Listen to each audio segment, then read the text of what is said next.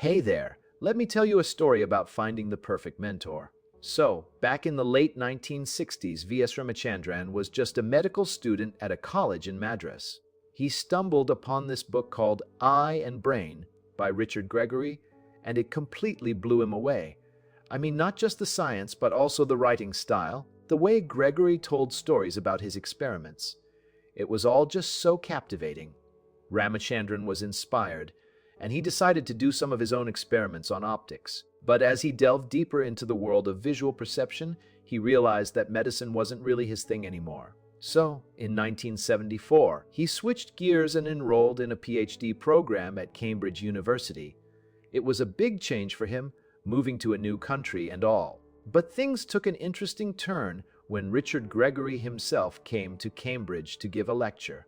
Ramachandran was totally mesmerized by the professor's ideas on stage. Gregory had this amazing flair for drama and humor that just made you want to pay attention. When it was time for Q&A, Ramachandran couldn't resist introducing himself.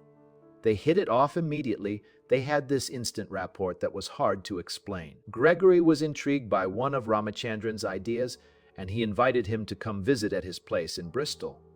I mean, the house like something straight out of a Sherlock Holmes story, full of old Victorian instruments, fossils, and skeletons.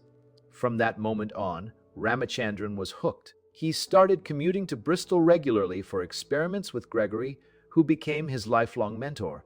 And over time, he really absorbed Gregory's style of speculation and experimentation. It was like he'd found a kindred spirit. You know, I think we've all been there at some point or another, looking around for someone who inspires us, who pushes us to be our best selves. For Ramachandran, that person turned out to be Richard Gregory.